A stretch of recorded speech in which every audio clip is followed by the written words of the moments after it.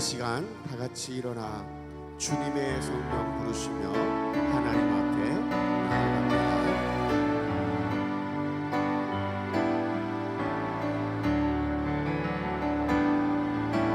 주님의 성령 지금 이곳에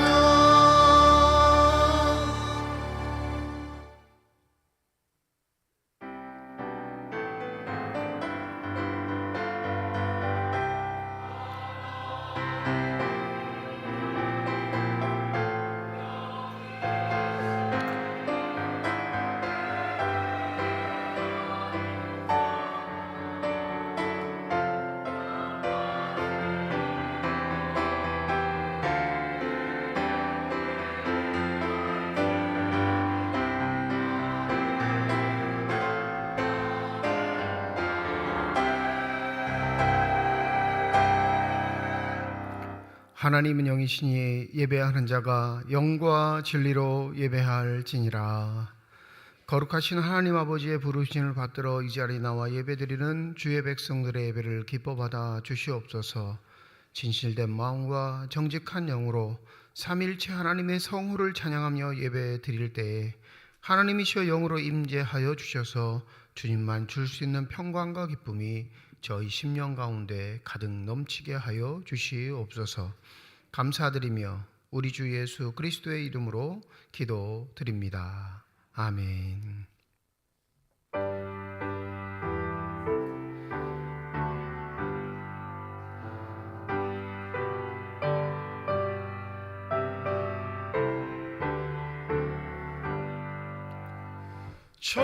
전능왕 오셔서 주 이름 찬송케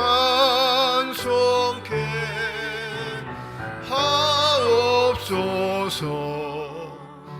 영광과 권능의 성부여 오셔서 우리를 다스려 주옵소서. 강생한 성자여 오셔서 기도를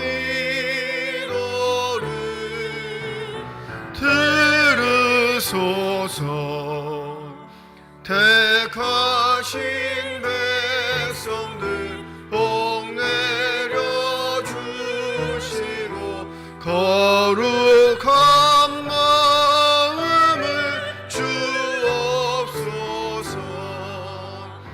위로의 주 성령 오셔서 큰 증거 주옵소서. 전능한 주시여 각 사람 마음에서 떠나지 마시고 계십소서. 성삼위일체께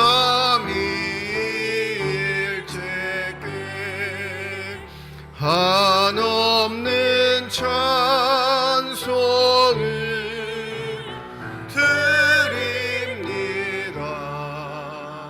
존귀한 주님을 영광 중 배웠고 영원히 모시게 하옵소서.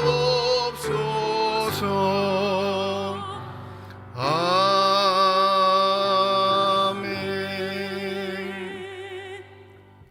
성문으로 나아가라 나가라, 백성이 올 길을 닦으라.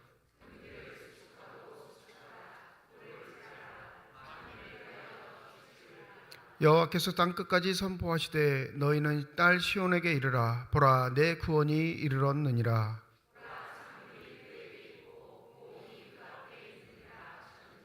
사람들이 너를 일컬어 거룩한 백성이라. 여호와께서 구속한 자라 하겠고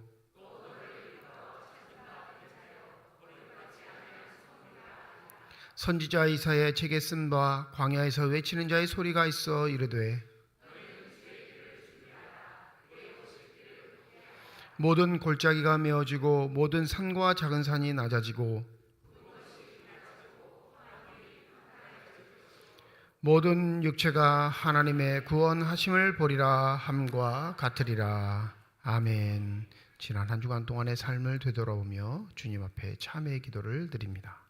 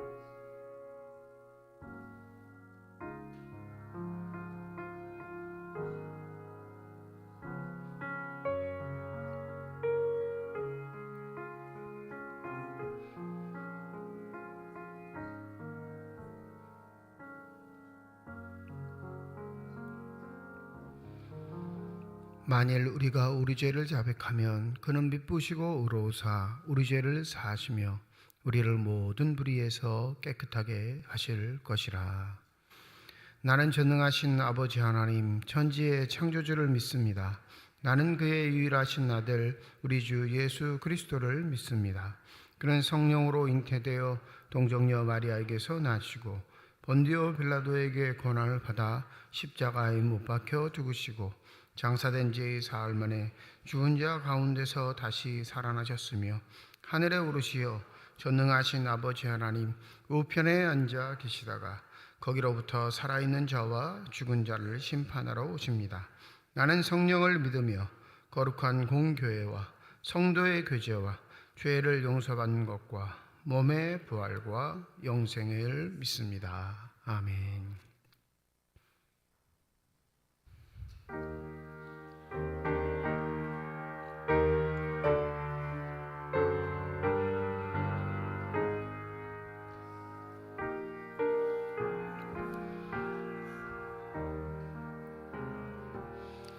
내 주님 입으신 그 옷은 참 아름다워라.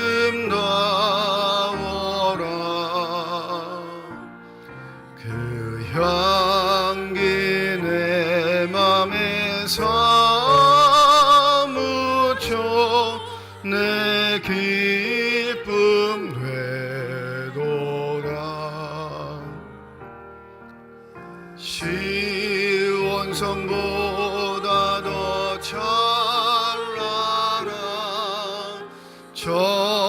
천성 떠나서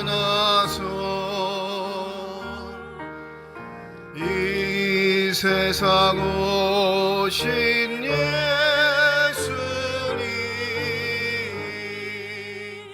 참 내 구세주 내 주는 쓰라린 고통을 다 견디셨도다 주 지신 십자가 대할 때 나 눈물 흘리네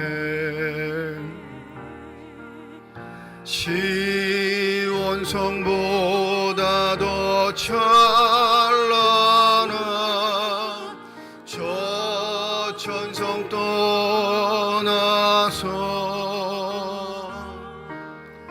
이 세상 오신 예수님 참 내 구세주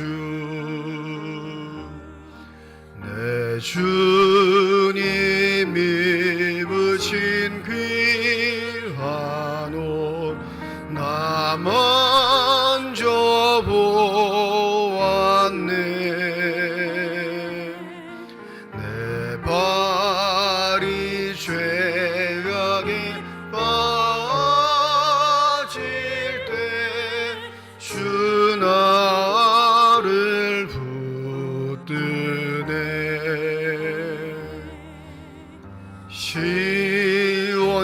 시온성보다 더 찬란한 저 천성 떠나서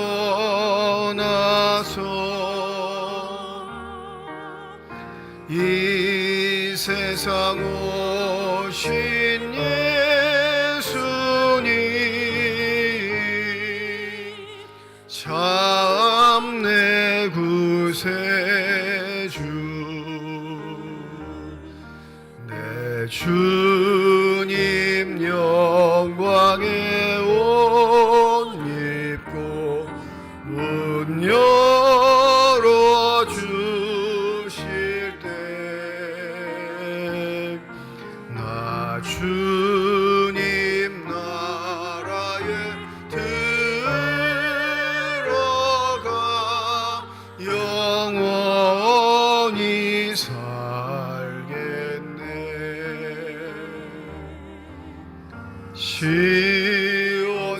시온성보다 더 찬란한 저 천성 떠나서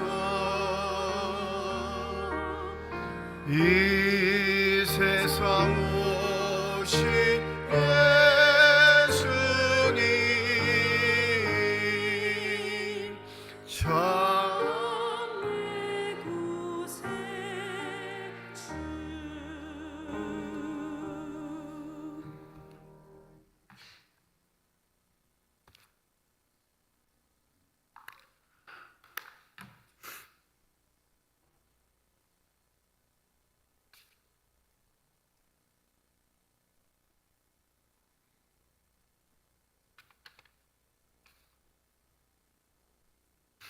언제나 우리와 함께 하시며 한결같으신 마음으로 보살피시고 베푸시는 아버지 하나님, 12월 첫째 주일인 오늘 대강절을 맞아 주님의 전으로 인도하여 주시고 특별히 마음을 모아 예배드리게 하시니 감사드립니다.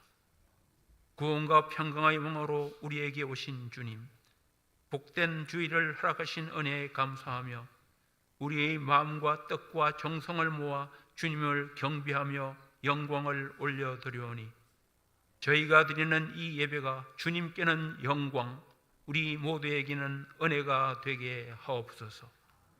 지난 날들을 되돌아보니 올 한 해도 언제나처럼 주님께서 지키시고 돌보셨기에 여기까지 올 수 있었음을 고백합니다. 주님께서 우리와 함께 하시며 우리를 인도하여 주셨음에도 불구하고 땅 끝까지 복음을 전하라는 주님의 명령을 온전히 감당하지 못하고 오히려 애써 외면하며 세상을 버타며 살아왔던 모습을 회개합니다. 먼저 거의 나라와 거의 의를 구하라 말씀하셨지만 세상 일에 분주하여 때로는 언행일치 생활도 거룩한 삶도 살지 못하고 헛되이 시간을 보냈음을 고백하고 회개하오니 주여 이 시간 우리를 긍휼히 여기사 용서하여 주옵소서. 주님이 주신 사명을 다시금 떠올리며 믿음의 결선을 하며 한 해를 마무리하게 하시고 주님께서 원하시는 삶의 모습으로 다가오는 새해를 맞이하게 하옵소서.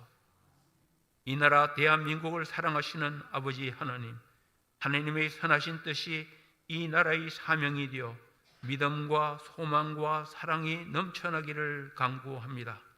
위정자와 온 백성이 하나님 앞에 무릎 꿇고 회개하며 돌아와 찬송과 기도로 예배하는 나라와 민족이 되게 하옵소서.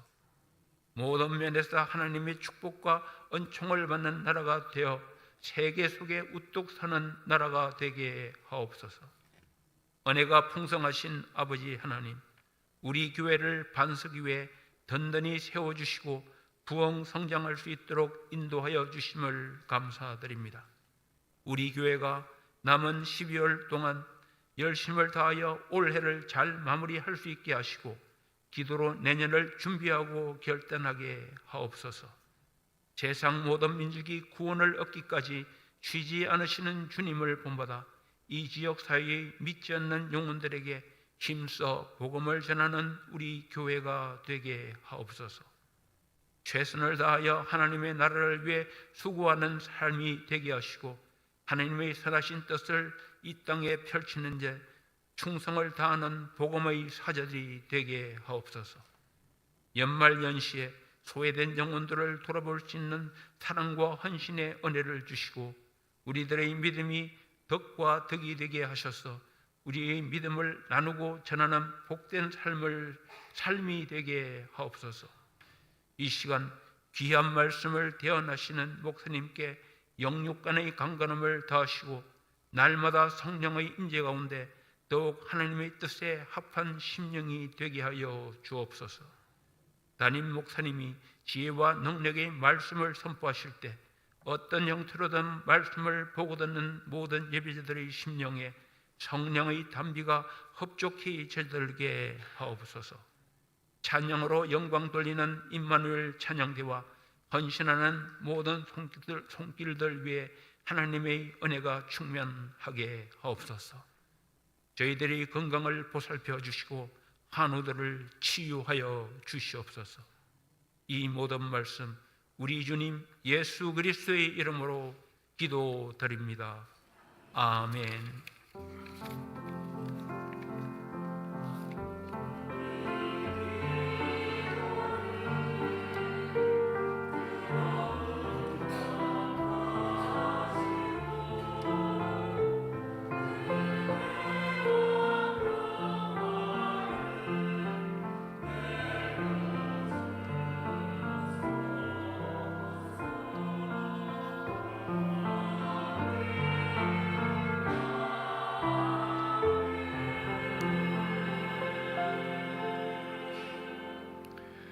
드림절 첫 번째 주일 우리에게 주신 하나님의 말씀입니다. 구약성경 시편 80편 17절에서 19절, 신약성경 마가복음 13장 24절에서 37절까지의 말씀입니다.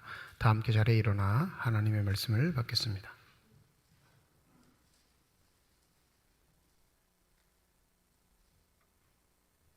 오늘 우리에게 주시는 하나님의 말씀입니다. 주의 오른쪽에 있는 자 곧 주를 위하여 힘있게 하신 인자에게 주의 손을 얹으소서. 그리하시며 우리가 주에게서 물러가지 아니하오리니 우리를 소생하게 하소서. 우리가 주의 이름을 부르리이다. 만군의 하나님 여호와여, 우리를 돌이켜 주시고 주의 얼굴의 광채를 우리에게 비추소서. 우리가 구원을 얻으리이다.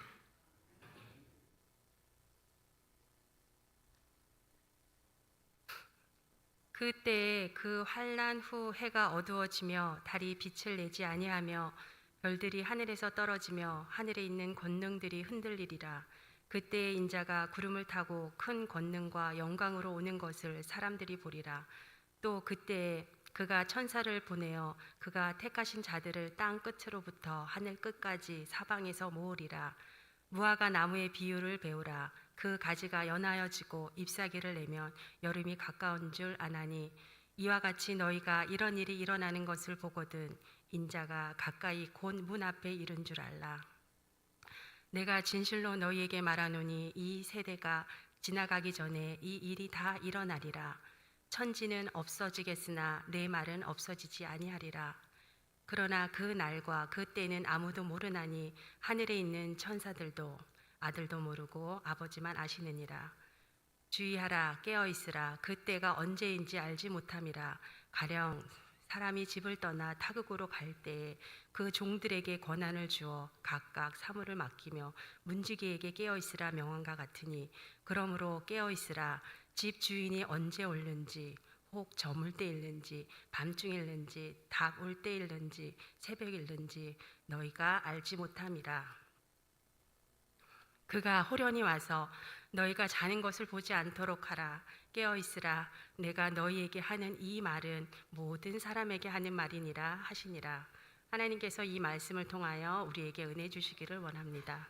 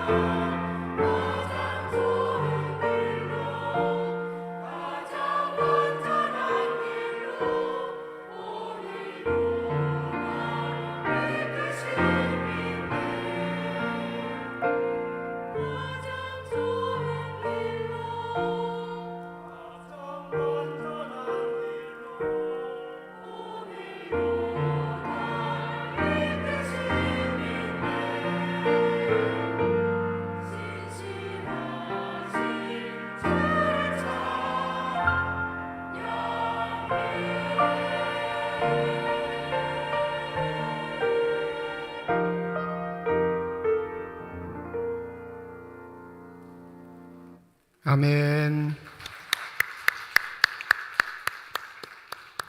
기도하겠습니다. 이 시간 우리들의 눈을 열어주시사 주 형상 바라보게 하여 주시옵시고 우리들의 길을 열어주셔서 주 음성 듣게 하여 주시옵소서. 닫혀진 우리의 심령의 문이 성령의 은혜 가운데 활짝 열려지게 하여 주셔서 하나님 아버지 마음속에 품고 계시는 기쁨과 평안과 만족이 넘치는 복된 시간이 되게 하여 주시옵소서. 감사드리며 우리 주 예수 그리스도의 이름으로 기도드립니다. 아멘. 프랑스 파리 하면 여러분들에게 떠오르는 연상되는 단어가 뭐가 있을까요? 대부분 사람들은 프랑스 파리라는 얘기를 들으면 저 같은 경우에는 그 다음에 따라 나오는 단어가 에펠탑이에요. 안 그러신가요? 또 공부를 좋아하시는 분들은 뭐 프랑스 파리 하면 수도요 이럴 수도 있겠지만 프랑스 파리를 얘기할 때 연상되는 건 우리가 눈으로 실제 보았던 것, 상징성이 있는 구조물들을 얘기할 때가 참 많죠. 상업적인 목적으로 만들어진 에펠탑과 더불어 종교적으로는 프랑스 파리 하면 가장 먼저 언급되는 게 노트르담 대성당입니다. 잘 아시겠지만 2019년 4월 15일 노트르담 대성당이 화재에 휩싸입니다. 뭐 난리가 났죠. 프랑스뿐만 아니라 전 세계에 타진된 아주 급한 소식이었습니다. 그러니까 프랑스 저 반대쪽에 있는 나라에서도 실시간으로 뉴스를 내보내고 성당이 불타는 모습들을 전 세계 사람들이 봤습니다. 그런데 이 불난 것도 참 어렵고 힘든 일이지만 이 바티칸과 이 카톨릭께서 가장 끔찍하게 생각했던 건 뭐였냐면 바로 그 노트르담 성당에 뭐가 있었냐면 예수의 유물 한 가지가 존재하고 있었기 때문에 꽤나 긴박했던 상황들을 만들곤 했습니다. 이 라틴 제국 황제였던 보두행 2세라는 사람이 프랑스 왕이었던 루이 9세에게 거액의 돈을 받고 예수의 화관, 그 가시 면류관을 판 적이 있습니다. 그게 진짜인지 안 진짜인지는 가짜인지는 뭐 아직 확답을 하지 않으니까 모르지만 이게 역사적 유물이 되어서 이렇게 사람의 손을 거쳐서 결국엔 프랑스 파리 노트르담 대성당에 보존하게 됐죠. 1년에 한두 차례씩 이 예수의 가시 면류관이 전시가 됩니다. 그럼 카톨릭뿐만 아니라 개신교의 모든 사람들도 그 노트르담 대성당을 방문하는 이유가 이 가시 면류관에 입맞추고 기도하는 순간을 자신이 갖기 위해 그러니까 유물을 찾아 성지 순례를 하는 사람들의 대표적인 성지 순례지가 이 노트르담 대성당이죠. 문제가 생겼어요. 유일하게 남은 예수의 유물, 또 역사적으로 프랑스가 그것을 사올 때 거액을 줄 뿐만 아니라 나라의 상징성이 있는 이 유물이 화재에 휩싸였으니까 제일 급선무는 뭘까요? 그걸 꺼내오는 거예요. 그러니까 특수 임무가 주어진 소방관들이 잠입을 해서 다른 사람들의 임무와 별개의 그 예수의 가시 면류관을 안전하게 찾아오는 게 그들에게 주어졌습니다. 근데 금고는 찾았는데 문제는 뭐냐면 이 화재 때문에 관리인이 이 금고 번호를 까먹어버린 거예요. 정신이 없으니까. 너무나 당황한 나머지 금고 번호를 아는 그 관리인이 그 금고 번호를 까먹었습니다. 여차저차해서 결국에는 금고 번호를 알게 돼서 가시 면류관을 꺼내왔어요. 근데 더 황당한 일이 벌어지는 건 그 가시 면류관이 가짜였다라는 겁니다. 금고에 보관되어 있는 가시 면류관은 가짜이고 진짜는 지하 수장고에 있는 거예요. 어떻게 됐을까요? 자초지종을 다 설명하진 않지만 결국엔 발표를 합니다. 안전하게 가시 면류관을 회수했다. 그러니까 여태껏 성도들이 전 세계에 있는 많은 카톨릭 개신교 성도들이 입맞추고 기도하고 했던 가시 면류관은 가짜만 꺼내놨던 거예요. 진짜는 한 번도 보여준 적이 없는 거죠. 성물이라는 것의 힘, 또 그것이 직접적인 예수 그리스도와 관련된 이 성물 자체가 주는 힘과 권위는 어마어마합니다. 예수는 우리 눈에 보이지 않으시지만 예수가 남기신 흔적, 예수가 남기신 유물을 가지고 우리의 신앙을 돌아보는 행태들, 이게 인간이 가지고 있는 연약함 중에 한 가지일 수밖에 없습니다. 유대인들에게는 가장 상징성이 있는, 눈에 보이는 하나님이 존재하시는 것이 있다면 그건 바로 예루살렘 성전이었습니다. 마가복음 13장에 보면 예루살렘 성전을 방문했던 제자들이 먼저 예수님께 이렇게 얘기를 합니다. 주님 보십시오, 이 성전이 얼마나 대단합니까? 이러고 얘기를 해요. 그러니까 예수의 대답은 정반대죠. 여러분 한번 13장 2절을 한번 보실까요? 13장 2절을 보면 예수께서 이렇게 대답하시죠. 내가 이 큰 건물들을 보느냐? 돌 하나도 돌 위에 남지 않고 다 무너뜨려지리라. 이 마가복음 13장은 소묵시록이라는 주제가 붙어있는 장인데, 이 묵시록 할 때는 구약적 정통하고 조금 달라지는 게 뭐냐면, 구약적 정통 안에서의 그 종말 임박한 때 멸망의 때가 오면 그 멸망의 이유를 선지자들은 뭐라고 밝혔냐면 너희들의 그릇된 신앙의 형태 때문이다 라고 밝힙니다. 구약의 전통에선. 그러니 하나님의 심판이 임하는 건 믿는 자들의 그릇된 행태 때문인 거예요. 열방이 하나님을 믿지 않는 것도 이유가 되겠지만 더 근본적인 이유는 거룩하게 살아라, 너희들을 통해 이 세상을 구원하실 하나님이 존재하시다는 걸 너희가 삶으로 보여야 한다라는 대전제가 있는데, 그 대전제를 수행하지 못한 하나님의 선택된 백성들에 대한 하나님의 심판이 멸망의 개념이었습니다. 그런데 신약에 와서 이 종말, 이 묵시의 사상이 좀 변경이 됩니다. 어떻게 변경이 되냐면, 멸망의 때가 다가오면 하나님께서 임하실 텐데 그 임하실 때까지 믿는 사람들은 끊임없이 고통을 당하게 될 것이다 라는 이 도도한 흐름이 존재했었어요. 즉 예전의 심판의 이유는 잘못 살았음에 대한 심판이었는데, 이제 다시 얘기되는 신약의 종말로는 의인이 고난받는 건 우리들의 죄 때문이 아니라 바로 우리가 지니고 있는 의로움, 거룩한 때문에 고통을 받고 핍박을 받고 때로는 죽임을 당할 테지만, 그 결과는 곧 종말의 때에 주님 다시 오실 때 확연하게 다 드러나게 될 것이다. 그러니까 구약은 고통을 당하는 게 내 죄 때문인데, 신약은 뭘 말해요? 내가 고통당하는 건 내 의 때문이라고 말해요. 믿음대로 잘 사니까 고통이 따르는 거야. 힘듦을 따르는 거고, 때로는 죽을 것 같은 위협도 느끼게 되는 거예요. 개념이 달라지죠. 이 예수의 제자들이 던졌던 이 성전에 관한 이야기, 이 성전이 곧 그들의 전부이고 하나님의 임재를 상징하는 이 이야기에 예수는 아주 도발적인 말을 하는데, 아니, 이 성전 다 무너질 거야. 그리고 주신 예언이 바로 오늘 본문의 말씀입니다. 이 마가복음 13장이 어려운 건 뭐냐면, 실제적으로 역사적으로 이루어졌던 예루살렘의 멸망의 사건을 예언하신 예수의 말씀과 다시 오실 예수의 때에 대한 이야기가 합쳐져 있기 때문에 어려워요.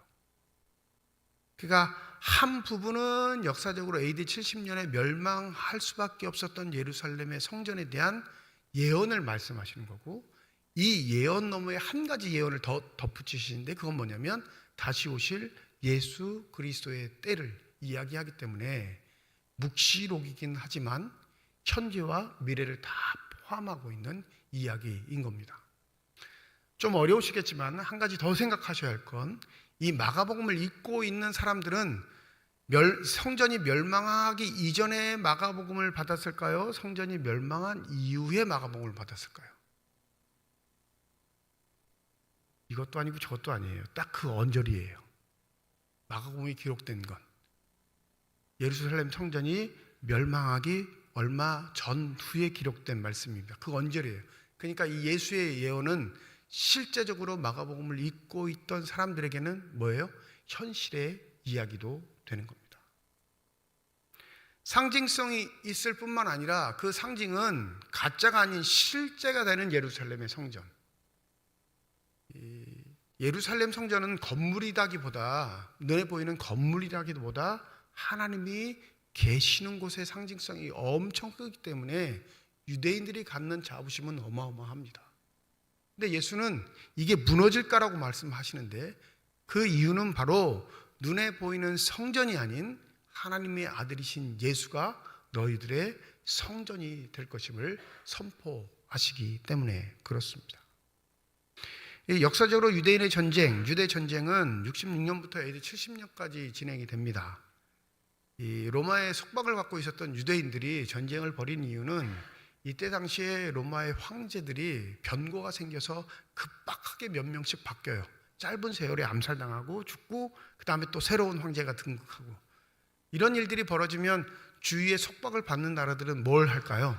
독립운동을 해요. 왜냐하면 중앙의 정치가 문제가 생겼으니까 자기들 문제가 급하니까 그 주변에 있는 나라들이 당연히 신경 쓰지 못할 것이다 생각하고 독립운동을 벌이죠. 유대도 바로 그런 의미를 담고 독립운동을 전개했는데 착오였습니다. 유대 땅에 문제가 일어나는 건 로마 제국을 보면 동쪽 제국이 다 무너지는 것과 같기 때문에 로마 제국은 급하게 유대와 전쟁을 시작해서 4년 만에 예루살렘 성전을 무너뜨려 버립니다. 나라가 멸망한 것 이상의 충격, 즉 하나님이 우리를 버리셨습니다. 더 심하게는 하나님이 죽으셨습니다의 상징성을 갖고 있는 예루살렘 성전의 멸망은 예수가 이미 예언하셨던 이야기였다는 걸 마가의 사람들은 알고 있었습니다. 한 가지 문제는 이거였어요. 어떤 문제였냐면 이 성전을 위해 싸우는 대부분의 이스라엘 사람과 우리 기독교인들은 힘을 합쳐야 하는가 아니면 따로 행동을 해야 하는가. 이게 현실의 문제였습니다. 기독교인들도 유대인이잖아요. 특별히 본토에 있는 사람들은 유대인이죠. 유대인이었다가 예수 그리스도를 믿게 된 기독교인이 됐으니까. 그런데 놀라운 건 뭐냐면 아직도 여전히 예루살렘의 성전은 자신들의 마음, 삶을 주관하는 하나님의 임재의 장소였습니다. 그런데 로마와 전쟁이 벌어졌어요. 로마는 끊임없이 이 예루살렘 전체를 포위하고 유대인들을 아사직 정도로 몰아넣습니다. 기독교인들의 선택은 어떻게 해야 할까? 우리가 이 유대인들과 함께 힘을 합쳐서 전쟁에 참여하고 이 예루살렘 성전을 지켜야 하는가? 아니면 우리는 저들과 다르게 다른 행동을 해야 하는가? 이게 교회의 고민이었고요. 유대인이면서 기독교인들의 고민이었습니다. 마고봉의 이야기는 뭘까요? 도망가라는 거예요. 환난을 피하라는 겁니다. 동조하지 말라는 거예요. 눈에 보이는 건물, 그것이 하나님인 척 너희들이 섬겨왔던 신앙의 태도들을 무너뜨려 버리고 이미 승천하셔서 하나님 보좌 오른편에 앉아 계시는 예수 그리스도가 너희의 주 되심을 잊지 말라. 그리고 더 중요한 게 있는데 예루살렘 성전을 지키기 위해 내 목숨을 걸고 전쟁을 하기보다 더 중요한 건 바로 주의하고 깨어 주님이 다시 오실 날을 대비하는 것이다. 본문은 우리에게 그 말을 전해주고 있는 겁니다. 그래서 이 13장의 구조를 보면 되게 어렵고 복잡하긴 하지만 바로 31절까지는 예루살렘 성전의 멸망에 관한 예언이고 32절부터 37절까지는 다시 오실 예수 그리스도 심판주가 되셔서 재림하실 예수 그리스도의 때를 위해 살아가는 신앙인들의 태도가 무엇인지를 우리에게 알려주고 있는 본문입니다. 여러분과 저에게도 가장 귀하고 존귀한 말씀일 수밖에 없는 건 이 31절까지 포함되는 예루살렘 성전의 멸망의 이야기는 과거의 이야기일지라도 32절부터 끝절 37절까지 기록된 예수의 재림에 대한 이야기는 여전히 우리에게 유효한 말씀이기 때문에 그렇습니다. 특별히 37절에 뭐라고 하시죠? 우리 37절 다 함께 읽어볼까요? 시작. 깨어 있으라. 내가 너희에게 하는 이 말은 모든 사람에게 하는 말이니라. 소수의 제자들 아니고요. 마가의 교회 사람들 이야기가 아닙니다. 예수께서 선포하셨던 이 예언의 말씀, 내가 다시 올 텐데 라는 재림의 말씀은 어떤 사람들이요? 이 세상의 모든 피조물들, 하나님이 창조하신 모든 대상을 향해 말하고 있는 것임을 강조하고 있는 것입니다. 우리의 신앙에 있어 지표가 되는 것들이 있습니다. 서론에 말씀드렸듯이 프랑스 사람뿐만 아니라 가톨릭계에서는 이 노트르담 대성당을 꽤 자신의 신앙에 있어 유효한 것으로 인정하는 성물과 같은 건물입니다. 우리에게도 다 눈에 보이는 하나님을 대체할 만한 것들이 존재합니다. 그런데 놀라운 건 하나님이 직접 명하셔서 지으셨던 성전도 그 성전의 전통을 가지고 예배했던 이스라엘 민족의 종교적인 사상과 신념을 깨트리면서 진리를 선포하실 때 예수 그리스도에게 집중하지 못했던 유대인들, 즉 성전 자체이시고 성전 주인이신 예수를 십자가에 못 박을까지 잔인했던 유대인들을 보시며 우리에게 하시는 말씀이 이 말씀이라면 우리가 우리의 신앙이 허상을 쫓는 것이 아니라 하나님의 뜻을 분별할 수 있는 지혜가 있어야 함을 우리에게 강조하고 있는 겁니다.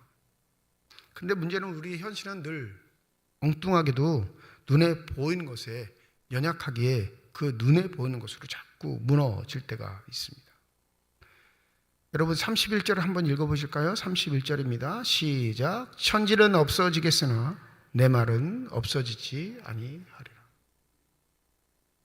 아무리 너희들이 고귀한 마음을 가지고 품고 그것을 짓고 그것을 향해 하나님께 영광과 예배를 드릴지라도 형상으로 지어진 모든 것들의 마지막은 존재하게 될 텐데 놀라운 건 예수가 이 땅에서 선포하셨던 말씀들은 없어진다 안 없어진다? 없어지지 않는다 선언하세요. 그러니 믿음의 사람들이 가져야 될 삶의 태도가 있다면 주의하고 깨어있으라 선포하셨던 예수의 말씀이 우리의 신앙의 지표일 뿐만 아니라 우리의 삶의 기준이 되어야 한다는 사실을 잊지 마시기 바랍니다. 그러니 우리의 믿음을 유혹하는 것, 그것이 선지자가 됐든 예언자가 됐든 또 말씀을 가장하여 거짓 예언자로서 등장해 우리의 욕망과 야욕들을 채워줄 듯한 지도자가 됐든 눈앞에 있는 것들에 현혹되지 말고 선포된 말씀, 선포하신 말씀, 기록된 말씀을 통해 우리가 나가야 할 길이 어디인지를 반드시 깨닫고 확신하는 저와 여러분이 되시기를 소원합니다. 갈라디아서 5장 16절과 17절에 보면 바울은 우리에게 이렇게 공고합니다. 내가 또 말합니다. 여러분은 성령께서 인도하여 주시는 대로 살아가십시오. 그러면 육체의 욕망을 채우려고 하지 않을 것입니다. 육체의 욕망은 성령을 거스리고 성령이 바라시는 것을 육체를 거스릅니다. 이 둘이 서로 적대 관계에 있으므로 여러분은 자기가 원하는 일을 할 수 없게 될 것입니다. 육체의 욕망을 이루기 위해 종교적인 생활들을 하는 사람들이 대다수입니다. 내 꿈을 이루기 위해, 내 연약한 힘을 좀 더 강하게 하기 위해 종교적인 생활을 하는 사람이 꽤 많아요. 겉모습은 종교적인 활동 거룩하게 보이지만 실제적으로는 그걸 뭐라고 하냐면 육체일이라 그렇게 성경은 말합니다. 근데 문제는 뭐냐면요, 성령의 사람은 육체의 일을 이룰 수 있대요, 없대요? 지금 제가 갈라디아서 말씀 읽어드렸잖아요. 성령의 인도하심을 받는 사람들은 육체의 일을 이룰 수 있어요, 없어요? 없습니다. 근데 육체의 일을 이룬 사람은 뭘까요? 자신의 욕망과 욕심을 이룬 사람. 성령의 인도하심을 따라 산 사람이 아닌 거예요. 여러분, 이 세상에 세워져 있는 교회가 다 하나님의 뜻과 의지를 가지고 세워진 교회가 아니라는 사실을 명심하셔야 합니다. 거기에 목사의 욕심도 있고요, 교인들의 욕심도 있어요. 그리고 스스로 자아자찬합니다. 스스로들 하나님 없는 곳에서 영광받았다 찬송도 하고요, 예배도 해요. 놀라운 건 성경이 진리라면, 그 진리의 말씀이 영원히 변치 않는다면 우리의 욕망과 욕심을 채우는 곳엔 누가 계시지 않는다고요? 하나님은 계시지 않는다는 거예요. 요즘 몇몇 대형교들의 작대 때문에 제가 아주 마음이 불편한데 꼭 은퇴식을 하면서 그렇게 자랑을 해야 할까요? 5살 먼저 은퇴한다고 그렇게 대대적인 행사를 하면서 거국적으로 안내를 해야 할까요?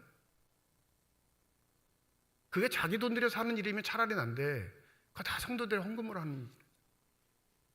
그리고 칭찬은 자기가 다 먹고, 그죠? 하나님보다 자기가 더 높아지고 하나님의 생은 깎아내리면서 말장난은 또 얼마나 더 잘하는지, 다 하나님의 은혜로 목회했다. 그럼 그런 거 하지 말든지.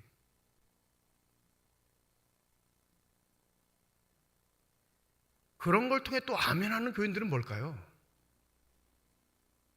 왜 우리는 이렇게 어처구니 없는 신앙생활의 연속을 늘 우리의 현실 속에서 보면서도 하나님의 참 진리의 말씀들은 그토록 외면하며 살았지? 여러분, 유대인의 자부심이, 성전이 무너진 건 예수께서 예언하신 일이 아니라 하나님의 징계이고 하나님의 심판임을 잊지 마시기 바랍니다. 그 스스로가 자신의 집을 무너뜨리셨어요. 왜요? 자신의 집이 우상의 소굴이 되어버려요. 도적의 소굴이 되었습니다.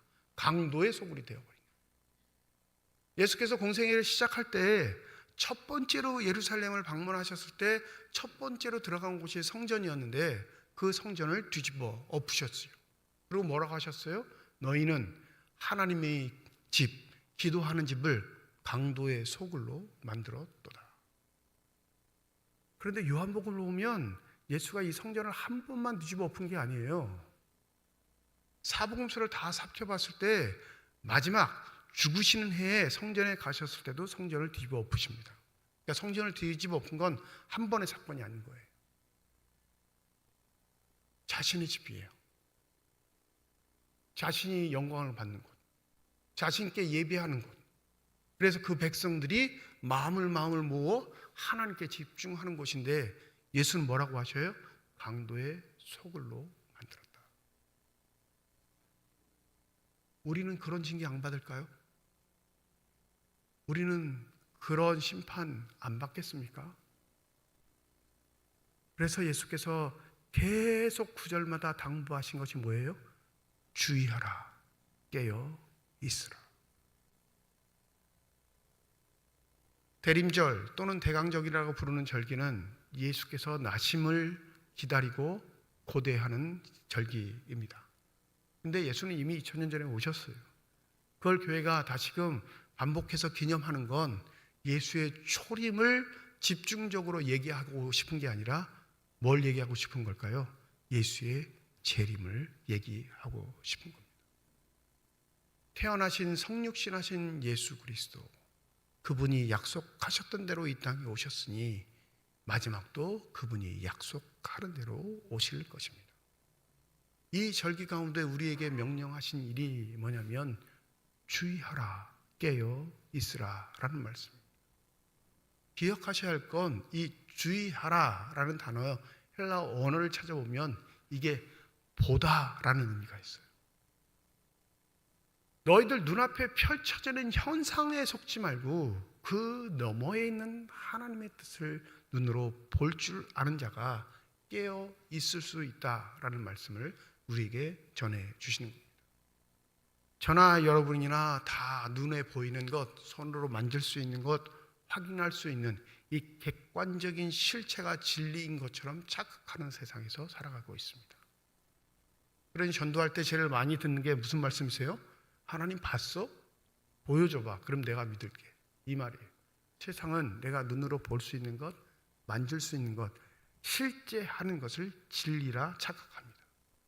그런데 뭐라고 하셔요? 예수는 주의하고 깨어 있으래요.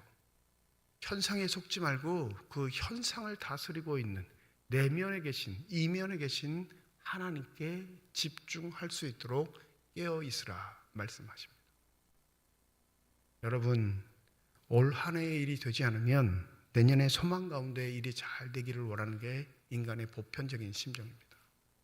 그런데 아시나요? 내년에도 그러이 좋은 일 생기지 않을 거예요. 사람의 삶은 그게 그거거든요. 이게 현상적으로 보여지는 일들임에도 불구하고 우리가 낙담하지 않는 이유는 그 너머에 계시는 하나님이 우리의 아버지 되시기 때문에 그렇습니다. 지난 한 해 여러분은 무슨 일을 위해 최선을 다해 왔나요? 육체적인 일을 했으면서 성령의 일을 한 것처럼 착각하고 계시지는 않습니까? 성령의 일을 하면 할수록 신약의 종말의 때는 그 의인들에게 핍박과 조롱과 멸시가 넘친다 말씀하십니다. 주의 일을 하면 칭찬 듣는 거 아니에요. 여러분 착각하지 마세요. 성령의 감동대로 살아가면 하나님 앞에는 칭찬 들을지 모르지만 사람들에겐 조롱받고 손가락질 받는 게 우리의 삶의 보편적인 진리의 모습입니다.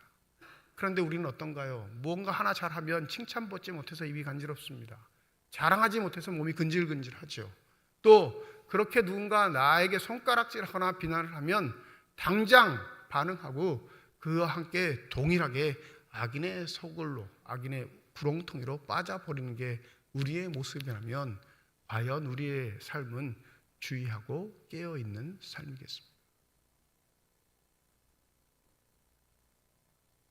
우리에게 소망 가운데 주신 새로운 한 해, 이 한 해 동안 주의하고 깨어 있을 수 있는 저와 여러분들이 되시기를 소원합니다.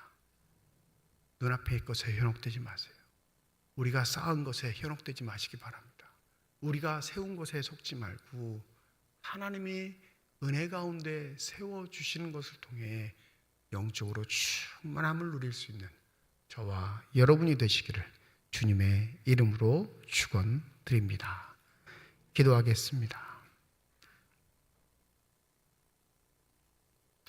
종말의 완성으로서 예수님이 다시 오실 그날은 우리는 알지 못합니다.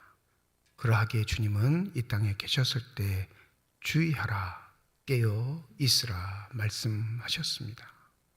눈앞에 보이는 것이 전부가 아닌, 우리의 손으로 만들 수 있는 것이 실체가 아닌 하나님의 뜻은 눈으로 볼 수도 없고 만질 수도 없지만 반드시 이루어진다는 사실 우리의 마음속에 새기게 하여 주시옵시고 하루하루 주 말씀 따라 믿음으로 승리할 수 있는 복된 삶들이 되게 하여 주시옵소서. 감사드리며 우리 주 예수 그리스도의 이름으로 기도드립니다. 아멘.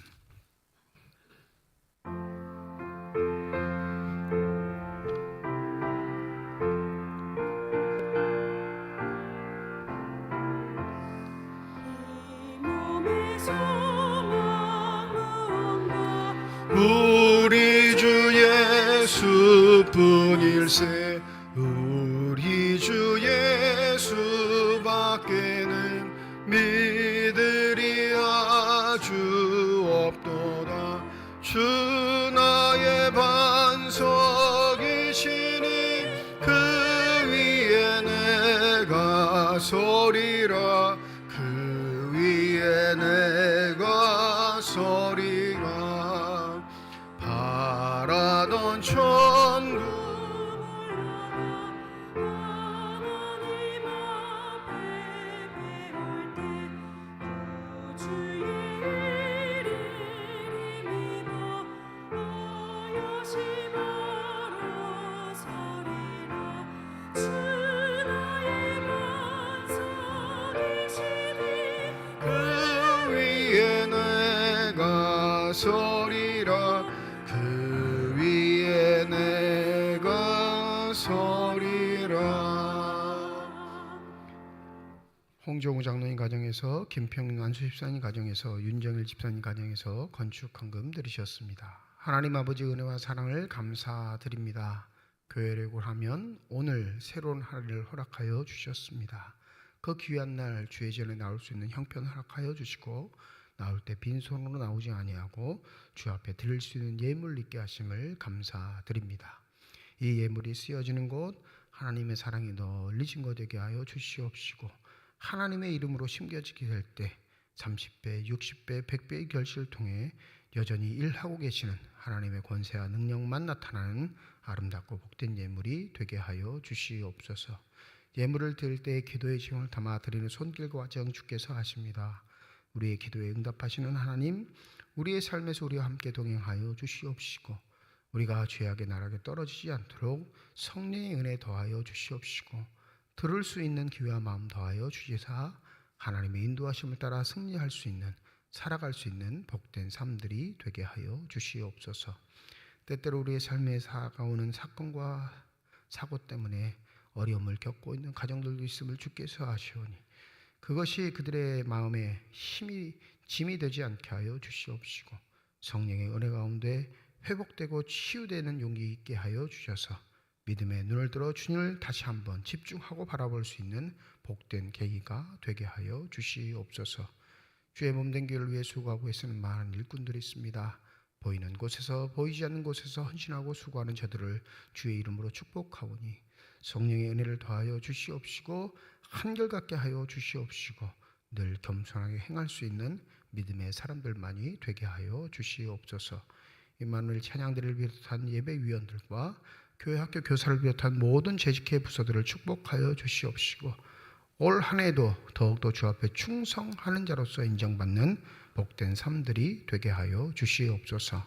병상에 누워있는 환우들 또 그 환우들을 돌보는 가족들을 기억하여 주시고 우리의 연약함을 살피시는 하나님의 귀하신 손길로 어루만져 주실 때 저들의 질병과 고통과 아픔이 깨끗이 휴원받게 하여 주시옵시고 더욱더 강건하여 줘서 주 영광 찬송하며 살아갈 수 있는 귀한 삶들이 되게 하여 주시옵소서.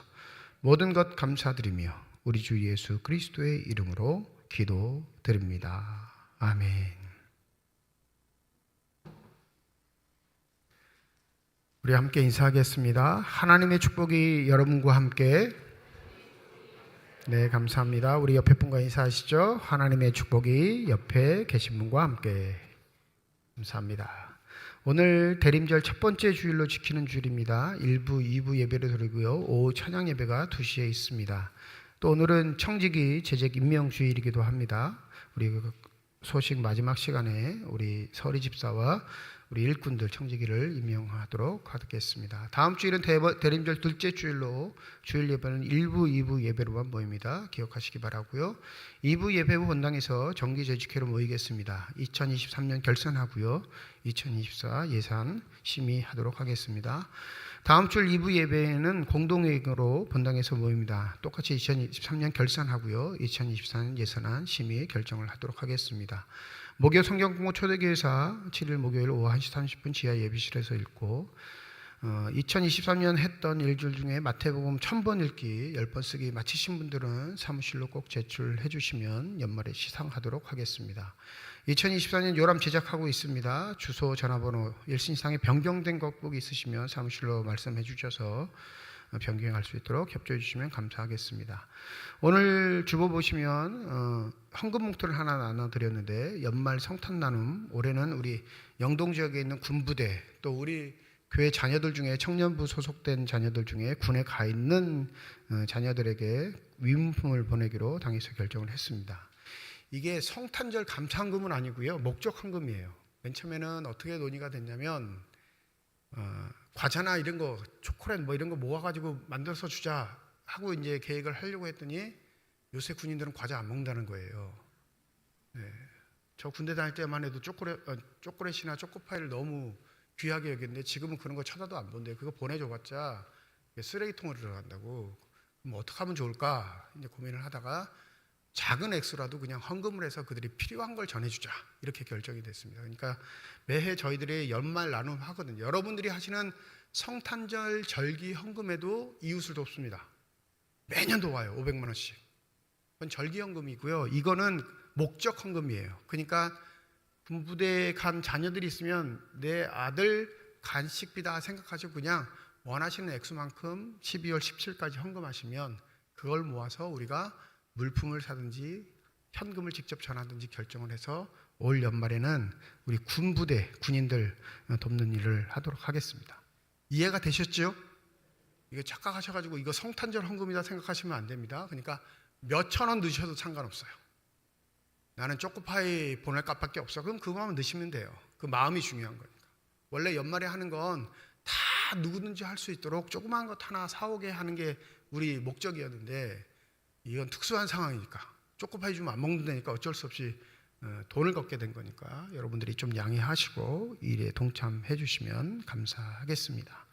지난 주간 고영신 권사님, 태태근 집사님 아버님 별세하셔서 지난주 장례를 마쳤습니다. 개인적 사정이 있어서 교회는 전혀 알리지 못하셨고요. 장례를 다 마치신 후에 알려주셔서 여러분께 환고를 드리고 또 감사할 일은 윤재명 장로님, 윤신호 권사님 자녀 결혼에 감사해서 오늘 점심에 떡과 과일을 준비하셨습니다. 삼척시 기독교연합회 성탄절 크리스마스 트리 점등식이 오늘 오후 5시 삼척의료원 앞에서 있습니다. 우리 교회도 협력해야 할 일이니까 여러분들 꼭 기억하셔서 5시에 삼척의료원 앞에 딱 오시면 됩니다. 5시 시작하니까 오셔서 점등식에 함께 참석해 주시면 감사하겠고요. 또 이건옥 장로님이 삼척시 기독교연합회 부회장에 선출되셔서 한 해 동안 섬기시게 되셨습니다. 기도해 주시고 또 협력해 주시면 감사하겠습니다. 오늘 설 문제를 하나 넣어드렸는데 이렇게 좀 크긴 하지만 금요 기도의 활성화 방안에 대한 앙케이트 조사입니다. 그래서 이름은 안 적으셔도 돼요. 뭐 아무것도 안 적으셔도 되지만 설 문제에 응답하셔서 이걸 좀 사무실에 꼭 내주셨으면 감사하겠습니다. 우리 2024년부터는 좀 금요 기도를 제대로 준비해가지고 기도하는 일, 찬양하는 일에 힘을 모으려고 하는데 성도분들의 마음이 많이 흩어지신 것 같아요. 왜 못 나오는가? 왜 우리가 하나 되지 않는가? 그 기본적인 데이터를 뽑기 위해서 이거 여러분께 나눠드린 거니까 그냥 버리지 마시고 꼭 체크하셔서 의견을 나눠주시면 참조해서 잘 준비하도록 하겠습니다. 이제 청지기와 재직 임명하도록 하겠습니다. 먼저 여러분 나눠드린 프린터 보시면 2024년 재직 임명 있죠. 서리 집사님 남자 63명, 서리 집사님 여자 107명입니다. 서리 집사 명단에 포함되신 분들은 좀 자리에서 좀 일어나 주실까요? 네, 본인의 이름이 서리 집사 명단에 있다 하신 분들은 또 자리에 일어나 주시기 바랍니다.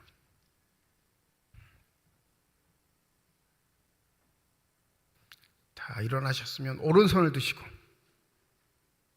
제가 묻는 말에 예, 서약합니다로 대답하시면 됩니다. 저를 보세요. 저를 오른손을 딱 드시고 본인의 이름은 찾아내잖아요. 네, 본인의 이름이 있으면 일어나시면 됩니다. 여러분은 삼척중앙교회 서리 집사의 직분을 받고 앞으로 1년간 하나님의 은혜를 의지하여 진실한 청지기로서 열심히 봉사하기로 서약합니까? 네, 예, 서약합니다. 이렇게 대답하셨습니다. 손 내리시고 네, 선포하겠습니다. 나는 성삼위 하나님이 내게 주신 당회장의 권유로 김영배 씨 외 169명이 삼척중앙교회 서리 집사가 된 것을 성부와 성자와 성령의 이름으로 선포하노라. 네, 자리에 앉아주시기 바랍니다. 우리 교회학교 교사 찬양대 찬양팀 임명하도록 하겠습니다. 우리 별지에 이름이 기재되신 분들을 자리에서 좀 일어나 주시면 감사하겠습니다.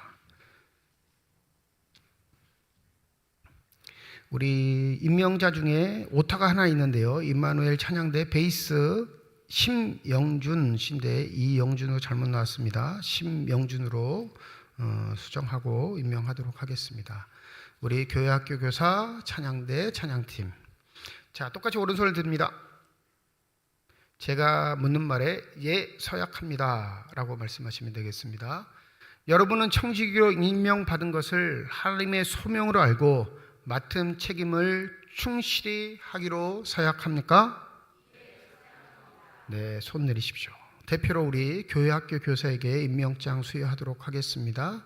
우리 유치부, 아동부 앞으로 좀 나와주시죠.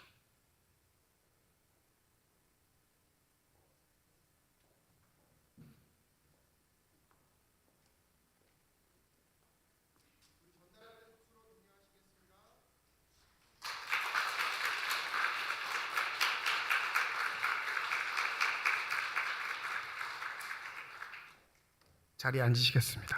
기도하겠습니다. 집사로 임명받는 170명과 교회학교 교사 찬양대 찬양팀으로 임명받는 주의 일꾼들을 한 해 동안 보호하시고 지키시고 살피셔서 우리 삼척중앙교회 성실한 일꾼으로 하나님의 귀한 자녀들도 한 해를 살아가게 하여 주시옵소서. 우리가 부족한 것 주님이 먼저 아십니다. 그 부족함을 하나님의 능력과 권세로 채우시사 겸손하게 하시고 한 해 동안 섬기는 사람들로 온전히 살아갈 수 있는 귀한 시간만이 되게 하여 주시옵소서. 감사드리며 우리 주 예수 그리스도의 이름으로 기도드립니다. 아멘. 우리 다 함께 자리에 일어나셔서 결단 찬양 하나님께 드리겠습니다.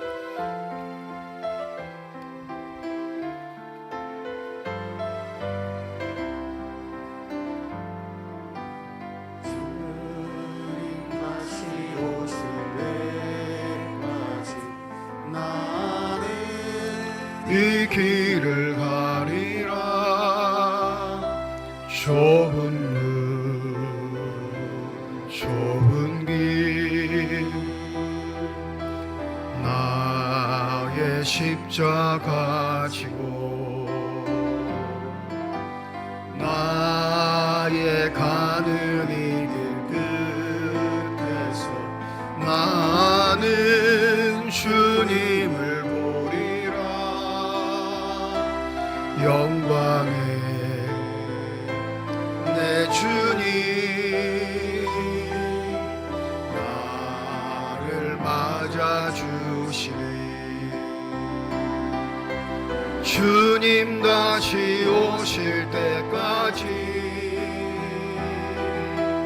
나는 일어나 달려가리라. 주의 영광 온 땅 덮을 때 나는 일어나 노래하리. 내 사모하는 주님 온 세상 구주시라. 내 사모하는 주님